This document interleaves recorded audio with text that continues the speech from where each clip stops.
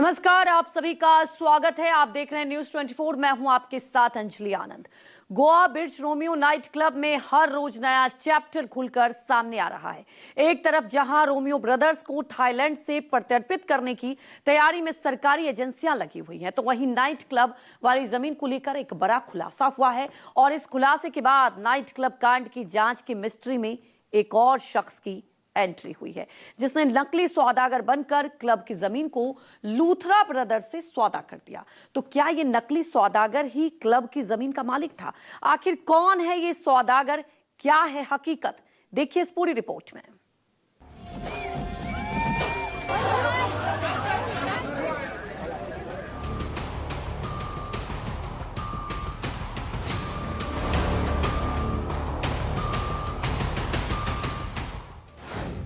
आरपोरा के birch night club का घोंसला, क्या इसका मालिक था कोई खोसला?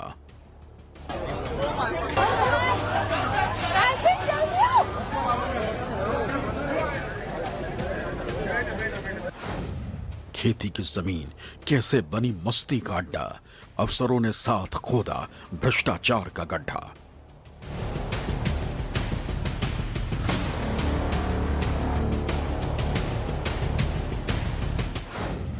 लूथरा ब्रदर्स ने रोहिणी कोर्ट में झूठ क्यों बोला? गोवा पुलिस ने रोमियो भाइयों का हर राज खोला।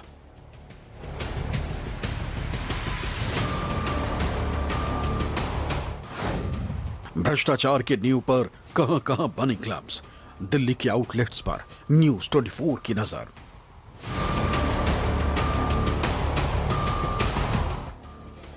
गोवा के बीच नाइट क्लब में हुए भीषण अग्निकांड में 25 जिंदगियों की मौत के गुनहगार सौरभ और गौरव लूथरा ब्रदर्स थाईलैंड में पुलिस की गिरफ्त में, और इन्हें भारत लाने की कोशिशें जारी। तो वहीं इनका तीसरा साथी गोवा पुलिस की कस्टडी में है, जिससे पुलिस पूछताछ कर रही ताकि पीड़ितों को इंसाफ मिल सके। इस बीच इस क्लब की जमीन और इसके मालिक से जुड़ा एक बड़ा राज सामने आया। आखिर जमीन से जुड़ा वो राज क्या है? आखिर क्लब की जमीन का असली मालिक कौन है? अब तक की जांच में गोवा के birch Romeo Lane night club के 3 मालिकों का नाम सामने आ चुका है। उनमें सौरभ लूथरा नाइट क्लब का मालिक नंबर 1, गौरव लूथरा नाइट क्लब का मालिक नंबर 2 और अजय गुप्ता नाइट क्लब का मालिक नंबर 3। लेकिन अब इस मामले में एक और शख्स का नाम सामने आ रहा है, और वो नाम है सुरेंद्र कुमार खोसला, नाइट क्लब की जमीन का नकली सौदागर। गोवा का बर्ज बाय रोमियो लेन क्लब जिस जमीन पर बना था वो खेती की जमीन थी, और इस खेती की जमीन पर कब्जा कर अय्याशी का महल खड़ा किया गया था। बताया जा रहा है कि सुरेंद्र कुमार खोसला ही वो शख्स है जिसने इस जमीन पर कब्जा किया था और ये जमीन लूथरा ब्रदर्स को दिलाई थी। हालांकि सुरेंद्र खोसला का कोई इस जमीन पर मालिकाना हक नहीं था, लेकिन नकली सौदागर बनकर उसने ये जमीन लूथरा ब्रदर्स को दिलाई थी, और इस सॉल्ट पैन की जमीन पर लूथरा ब्रदर्स ने नाइट क्लब खोल दिया। सुरेंद्र कुमार खोसला के खिलाफ भी लुकआउट नोटिस जारी है, और वो भी पुलिस गिरफ्त से दूर है। लेकिन सवाल यह है कि अगर यह जमीन सुरेंद्र खोसला की भी नहीं, तो फिर इसका असली मालिक कौन है? न्यूज 24 की टीम ने जब इस सवाल का जवाब तलाशना शुरू किया, तो हमारे हाथ एक दस्तावेज लगा, जिससे इस जमीन के मालिकाना हक से जुड़ा बड़ा खुलासा हुआ। इस वक्त आपकी टीवी स्क्रीन पर एक जो दस्तावेज दिखाई दे रहा है, यह उसी जमीन का है जिस पर लूथरा ब्रदर्स ने नाइट क्लब खोला हुआ था। इस दस्तावेज में फॉर्म नंबर 1 और 14, तालुका बारडेज, गांव अरपोरा, जमीन का नाम सगवाड़ी, सर्वे नंबर 159, कुल जमीन 3.12 एकड़, रहने वाले का नाम अनिल विजय मंडगावकर, किराएदार का नाम बालकृष्ण शिरू देवकर, कृष्ण सुबराई देवकर। न्यूज 24 के हाथ लगे ये दस्तावेज सबूत हैं कि इस जमीन से खोसला का कोई वास्ता नहीं था, जिस पर उसने लूथरा ब्रदर्स की मदद से अय्याशी का घोंसला बनवा डाला। इस जमीन के दस्तावेज में लूथरा ब्रदर्स और अजय गुप्ता का नाम भी नहीं है। दरअसल नाइट क्लब की यह जमीन पूरी तरह कृषि की जमीन थी। कृषि की जमीन का सेटलमेंट करके यहां नाइट क्लब बनाया गया था। यह जमीन बालकृष्ण देवकर और कृष्णा देवकर के नाम पर है। इस मामले में बालकृष्ण और कृष्णा देवकर के बीच सिविल कोर्ट में केस चल रहा है। दरअसल ये सॉल्ट लैंड है जहां निर्माण हो ही नहीं सकता है, लेकिन यहां नाइट क्लब चल रहा था। अप्रैल में पंचायत ने क्लब को तोड़ने का नोटिस भी इशू किया था। बावजूद इसके डायरेक्टर पंचायत सिद्धि हेलनकर ने एक्शन नहीं लिया। अरपोरा नागोरा पंचायत के सेक्रेटरी रघुवीर बागकर ने भी एक्शन नहीं लिया। इसके बाद जब गोवा का भीषण अग्निकांड हुआ तो इस लापरवाही के लिए गोवा सरकार ने पंचायत सचिव रघुवीर बागकर और सरपंच रोशन रेडकर को निलंबित कर दिया। रघुवीर बागकर पर गिरफ्तारी की तलवार लटकी तो उसने नॉर्थ गोवा के अतिरिक्त सत्र न्यायालय से अंतरिम बेल के लिए याचिका लगाई। कोर्ट ने रघुवीर को अग्रिम जमानत दे दी। दूसरी तरफ इस केस में थाईलैंड में गिरफ्तार किए गए लूथरा ब्रदर्स सौरभ और गौरव को थाईलैंड पुलिस बैंकॉक लेकर पहुंच चुकी और अब इन्हें थाईलैंड से भारत प्रत्यर्पित करने की तैयारी की जा रही। सूत्रों के मुताबिक सीएम प्रमोद सावंत की बैठक में फैसला लिया गया कि गोवा पुलिस की टीम थाईलैंड न जाकर दिल्ली जाएगी। लूथरा ब्रदर्स को थाईलैंड से लेने के लिए सीबीआई की टीम जाएगी। सीबीआई की टीम सौरभ गौरव को लाकर गोवा पुलिस को सौंपेगी। सोमवार को सीबीआई की टीम बैंकॉक लूथरा ब्रदर्स को लेने जा सकती। उसके जो 2 ओनर थे, इसके लिए हमने उसी दिन एलओसी खोली और रीजनल पासपोर्ट ऑफिस को पासपोर्ट कैंसिलेशन के लिए कहा। हमारी गोवा पुलिस की पूरी टीम और गवर्नमेंट ऑफ इंडिया की सभी सेंट्रल एजेंसीज, हमने जब सेंट्रल एजेंसीज को रिक्वेस्ट किया, मैंने खुद होके home minister, ministry of external affairs, इनको रिक्वेस्ट करने के बाद उनके हेल्प से उनको आज सुबह सुबह थाईलैंड यहाँ पे डिटेन किया है। मैं सही में यानी विद इन द 4 डेज इस तरह के जो इंटरनेशनल लेवल पे जो कोई भागता है उनको फास्ट ट्रैक तरीके से उनको डिटेन करने की पहली बार इस तरह से उनको डिटेन किया है। हमारी गोवा की टीम और सेंट्रल एजेंसीज के टीम के द्वारा यानी वहाँ से जो डिटेन किए दोनों जो क्लब ओनर्स हैं उनको वो गोवा में लाएंगे। जो मैंने खुद होके कहा था कि उनको जितना जल्दी हो सके उतना जल्दी हम बिहाइंड द बार्स उनको डालेंगे। इससे पहले लूथरा ब्रदर्स को एक और झटका लग चुका है। लूथरा ब्रदर्स की अग्रिम बेल की याचिका दिल्ली की रोहिणी कोर्ट खारिज कर चुकी। ऐसे में उनकी मुश्किलें अब और बढ़ सकती है, क्योंकि अग्रिम जमानत लेने के लिए लूथरा ब्रदर्स के वकील ने कोर्ट में जो दलील दी उस हर दलील का गोवा पुलिस वकील ने काउंटर किया। लूथरा ब्रदर्स के वकील ने कहा कि लूथरा ब्रदर्स का गोवा के क्लब बिजनेस से कोई लेना देना नहीं। गोवा पुलिस के वकील ने कहा कि FSSAI लाइसेंस के लिए सौरभ लूथरा ने अप्लाई किया था। पॉल्यूशन कंट्रोल बोर्ड लाइसेंस के लिए भी सौरभ लूथरा ने अप्लाई किया था। GST लाइसेंस में पार्टनर्स की डिटेल्स में गौरव लूथरा, सौरभ लूथरा और अजय गुप्ता के नाम है। पंचायत लाइसेंस पहले ही एक्सपायर हो चुका था, उसे रिन्यू नहीं किया गया। लूथरा ब्रदर्स के वकील ने दलील दी कि लूथरा को फुकेट में एक इवेंट में जाना था, इसलिए उन्होंने टिकट बुक किया था। सरकारी मशीनरी ने उनके खिलाफ बदले की भावना से काम किया। इस पर गोवा पुलिस के वकील ने दलील दी कि जांच में क्लब के सभी लाइसेंस सौरभ के नाम पर हैं। इनके पास क्लब को चलाने का लाइसेंस एग्रीमेंट नहीं था। हादसे के बाद आरोपियों ने तुरंत रात 1:15 पर फ्लाइट बुक की। उन्होंने ऐसा जांच से बचने के लिए किया। थाईलैंड में इनका कोई बिजनेस का मसला नहीं है। जब पुलिस घर गई तो मां और पत्नी ने कहा कि उन्हें नहीं पता कि वो दोनों कहां हैं। उनके बर्ताव से साफ था कि वो जांच से बचना चाहते थे। एक तरफ जहां लूथरा ब्रदर्स के डिपोटेशन का प्रोसेस अभी चल रहा है, इसे लेकर गोवा पुलिस सेंट्रल एजेंसियों के साथ लगातार कोऑर्डिनेशन कर रही। क्लब के मैनेजर आरोपी भरत कोहली की पुलिस कस्टडी जांच के लिए 6 दिन और बढ़ा दी गई। तो वहीं इस घटना के बाद अब तक इससे जुड़े 50 से ज्यादा लोगों के बयान रिकॉर्ड किए जा चुके, जिनमें अधिकारी, कर्मचारी और पीड़ित भी शामिल हैं। गोवा अग्निकांड की जांच गोवा की अंजुना पुलिस कर रही है। इस मामले में अब तक 50 से ज्यादा लोगों के बयान दर्ज किए जा चुके हैं। इन 50 लोगों में पीड़ित भी है, जो वर्कर वहां पर काम करते थे वो भी है और कुछ सरकारी अधिकारी भी है।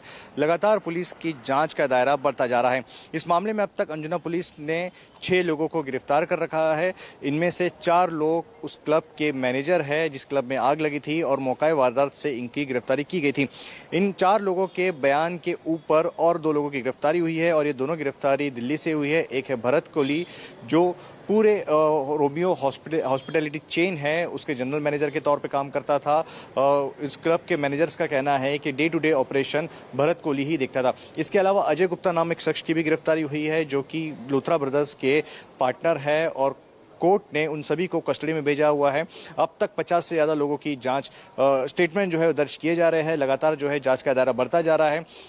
जो मेन इसमें मुख्य आरोपी है लूथरा भाई सौरभ और गौरव, वो भी देश छोड़ के भाग चुके थे, लेकिन थाईलैंड में उनको डिटेन कर दिया गया है और गोवा पुलिस लगातार जो है केंद्रीय एजेंसियों के संपर्क में है और लूथरा भाइयों को भारत लाने की प्रक्रिया में सहयोग कर रही है। इधर गोवा क्लब में हुए भीषण अग्निकांड के बाद अब गोवा पुलिस और प्रशासन सख्ती बरत रही। इसके मद्देनजर सरकार ने ऑडिट और इन्फॉर्मेंट कमेटी का गठन किया है। ये कमेटी गोवा के मशहूर क्लब में जाकर ऑडिट कर रही और गड़बड़ी मिलने पर क्लब्स को सील किया जा रहा है। कार्रवाई की इस कड़ी में यहाँ के गोया नाम के मशहूर क्लब को कमेटी ने सील कर दिया। गोवा के नाइट क्लब में हुए अग्निकांड के बाद गोवा सरकार हरकत में है, क्योंकि कई सारे सवाल गोवा सरकार पर भी उठाए जा रहे हैं। इसी के मद्देनजर रखते हुए गोवा सरकार ने कई कमेटी फॉर्म की है। उसमें से एक है ऑडिट कमेटी और एनफोर्समेंट कमेटी। ये दोनों कमेटियां गोवा के जो मशहूर पब और नाइट क्लब्स है वहां पर जाकर ऑडिट कर रही है कि सारी चीज़ें खास करके सेफ्टी और फायर नॉर्म्स को लेकर नियमों का पालन किया जा रहा है कि नहीं किया जा रहा है। और उसी के तहत एक कमेटी गोवा के मशहूर क्लब गोया में पहुंची हुई थी और यहाँ पर कमेटी को पाया गया कि कुछ चीज़ें का पालन सही से नहीं किया जा रहा है। खास करके सेफ्टी को लेकर यहाँ पर कुछ अनियमितता थी, जिसके बाद इस क्लब पर गोवा प्रशासन ने कार्रवाई की है और यहाँ पर सील जड़ दिया गया है। देखिए, ये गोवा प्रशासन द्वारा लगाई गई ये सील है, इस मुहर है। गोवा प्रशासन ने इस क्लब को सील कर दिया गया है। गोया काफ़ी मशहूर नॉर्थ गोवा के वागटर बीच के पास स्थित एक काफ़ी मशहूर क्लब है। बड़ी तादाद में यहाँ पर विदेशी और देशी यात्री आते हैं। काफ़ी मशहूर क्लब है, खास करके जो यंग जनरेशन है उनके बीच में। लेकिन यहाँ पर नियम का पालन सही से नहीं किया जा रहा था और उसी के मद्देनज़र रखते हुए जो कमेटी थी उन्होंने इस क्लब को पूरी तरीके से सील कर दिया गया है, क्योंकि यहाँ पर कुछ अनियमितता पाई जा रही थी। गोवा के birch Romeo Lane night club में मौजूद लोगों ने जो झेला, वैसा देश के दूसरे मेट्रो सिटीज में मौजूद पब्स और क्लब्स में मस्ती करने आए लोगों को ना सहना पड़े, इसे लेकर राजधानी दिल्ली में विशेष सतर्कता बरती जा रही। गोवा की घटना के बाद दिल्ली सरकार ने पब और क्लब्स की जांच के आदेश दिए। दिल्ली में ऐसी कई जगह हैं जो क्लब्स और पब्स के लिए मशहूर हैं। इनमें दिल्ली का कनॉट प्लेस, हौज खास, राजौरी गार्डन, पंजाबी बाग, वसंत कुंज, वसंत विहार, प्रीत विहार, आनंद विहार, मॉडल टाउन, पीतमपुरा, रोहिणी, सिविल लाइंस, पहाड़गंज, मजनू का टीला इलाके शामिल हैं। वैसे दिल्ली में पब्स और क्लब्स की संख्या मशरूम की तरह बढ़ती चली जा रही है। इनमें से ज्यादातर इल्लीगल ही और इन्हें सरकारी नियमों की अनदेखी कर बनाया जा रहा है। आंकड़ों के मुताबिक दिल्ली में पब और बार का सरकारी आंकड़ा करीब 2850 है, लेकिन अवैध तौर पर मिलाकर इनका आंकड़ा करीब 4200 से ज्यादा पहुंच जाता है, जिन्हें सरकारी नियमों की अनदेखी कर चलाया जा रहा है। आंकड़ों के मुताबिक साल 2000 में दिल्ली में 375 क्लब थे जो तय मानक के हिसाब से चल रहे थे, लेकिन साल 2010 में यह आंकड़ा 1800 तक पहुंच गया। साल 2015 में करीब 2500 और साल 2025 तक करीब 4200 से ज्यादा लीगल और इल्लीगल दोनों तरह के क्लब और बार अब दिल्ली में चल रहे हैं। गोवा में हुए हादसे के बाद दिल्ली के तमाम क्लब और पब पर सवाल उठने लगे हैं कि आखिर यहाँ पर कब कैसे हालात बने, दिल्ली में लगातार पब की संख्या कैसे बढ़ती रही, क्लब किस तरीके से लगातार रोज़ाना नए खुलते चले गए, और इसको लेकर सरकारी आंकड़े बहुत ज़्यादा हद तक सवाल उठाने वाले हैं। अगर बात करें सन 2000 में दिल्ली के अंदर बहुत ज़्यादा क्लब नहीं, करीब 350 से 400 क्लब थे, और ऐसे में 2025 में करीब ये संख्या 42 तक पहुंच चुकी है। यानी 4200 तक पहुंचने के बाद भी आप सोच सकते हैं कई सारे ऐसे अवैध तरीके से क्लब और बार चलाए जा रहे हैं जहां पर लाइसेंसिंग ना होने के बाद भी नियमों की धज्जियां उड़ाने की कवायद रोजाना की जा रही है। इस समय मैं किंग्सवे कैंप पर हूं और यहां पर लाइन से आपको करीब क्लब नजर आ रहे होंगे। यहां करीब 32 से ज़्यादा क्लब हैं। क्लब के साथ साथ पब भी हैं, बार भी हैं, कैफ़े हैं, और इन पर बहुत सारे नियमों के हिसाब से लाइसेंस नहीं है। लेकिन अब दिल्ली सरकार भले ही सजग होकर कह रही है कि एक्शन प्लान तैयार किया जाएगा, लेकिन जो आंकड़े हैं वो समझाने के लिए काफ़ी हैं कि अब तक जिस तरीके के हालात बने हैं उसमें एक बात तो स्पष्ट है कि दिल्ली के अंदर फायर की एनओसी ना के बराबर क्लब्स के पास है। दिल्ली में साल 2000 के बाद से पब और क्लब्स की संख्या तेजी से बढ़ती जा रही है। जैसे जैसे इनकी संख्या बढ़ रही है वैसे वैसे इस इलाके में नए नए लोग आ रहे हैं। बताया जा रहा है कि इन क्लब्स में बड़े बड़े धनाढ्य सरकारी अधिकारी, पुलिस नेता और बिल्डर और अंडरवर्ल्ड से जुड़े लोगों का भी पैसा लगाया जा रहा है। दिल्ली में अवैध तरीकों से बढ़ते नाइट क्लब्स और पब्स को लेकर विरोधी मौजूदा दिल्ली सरकार को दोषी ठहरा रहे हैं। आम आदमी पार्टी के विधायक कुलदीप सिंह ने गोवा और दिल्ली की बीजेपी सरकार पर गंभीर आरोप लगाए, तो वहीं बीजेपी अवैध तौर पर खुल रहे पब और क्लब्स को लेकर जांच की मांग कर रही है। मुझे लगता है कि गोवा में जो हादसा हुआ है वो बहुत दुखद है और वो हादसा ये बताता है कि भारतीय जनता पार्टी की सरकार कितनी लापरवाह सरकार है। पिछले 11-12 सालों से गोवा के अंदर भारतीय जनता पार्टी की सरकार है और उन्होंने ऐसे पबों को छूट दे रखी है क्योंकि उनसे उन्हें पैसा मिलता है और उनको इतनी छूट दे रखी है और उसने उनके साथ साथ फिर उनको भगाने का काम करती है, उनको विदेश भेजने का काम करती है और उनसे पैसा लेने का काम करने का काम भारतीय जनता पार्टी सरकार गोवा के अंदर करने का काम करती है और वही काम ये सरकार दिल्ली में भी करने का काम कर रही है। गोवा में हुए अग्निकांड से हमें एक सबक लेना होगा। दिल्ली में पिछले कुछ सालों में हजारों की संख्या में पब और क्लब खुले हैं। इन पब और क्लब का सोर्स ऑफ इन्वेस्टमेंट भी बहुत क्लीन नहीं है। अक्सर जानकारी मिलती है कि हवाला और अंडरग्राउंड टाइप के लोगों के पैसे भी इन सब चीज़ों में लगे हुए हैं। इस सब की जांच जरूरी है। दिल्ली में एक बार सरकार को खासकर कनॉट प्लेस, खासकर करोल बाग, खासकर साउथ दिल्ली की कुछ कॉलोनीज में जहां अंधाधुंध पब और डिस्को और क्लब्स खुल गए हैं, इन सब पे रोक लगा के इन्हें सबको एक बार बंद करवा के और इनकी जांच करनी चाहिए। दूसरी तरफ गोवा में हुए हादसे के बाद दिल्ली में बढ़ते पब्स और क्लब्स के कल्चर पर दिल्ली ट्रेड फेडरेशन के senior vice president Rajendra Kapoor ने भी सवाल उठाए। उन्होंने मुख्यमंत्री रेखा गुप्ता को पत्र लिखकर राजधानी के सभी बार, रेस्टोरेंट, पब और क्लब्स का तत्काल ऑडिट कराने की मांग की।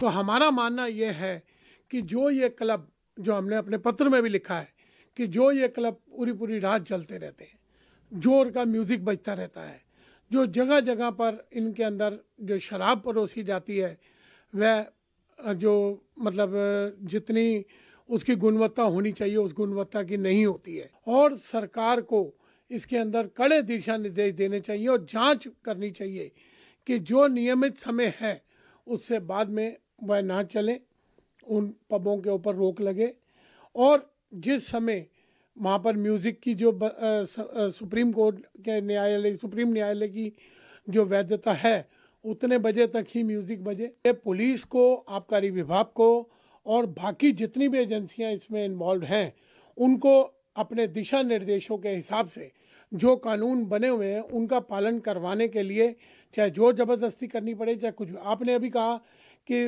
नाइट क्लब है, नाइट क्लबों की भी एक समय सीमा है। जरूरी नहीं कि नाइट क्लब के अंदर अगर 11 बजे तक की या 12 बजे तक की समय सीमा है तो सुबह 4 बजे तक चलने का क्या उसका औचित्य है।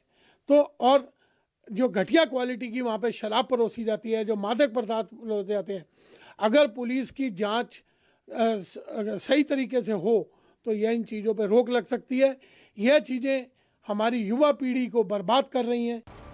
राजेंद्र कपूर ने कहा कि व्यापार संघ की मांग को लेकर अगर सरकार की तरफ से कोई एक्शन नहीं लिया जाता तो व्यापार संघ मीटिंग करने के बाद आगे की रणनीति तय करेगा।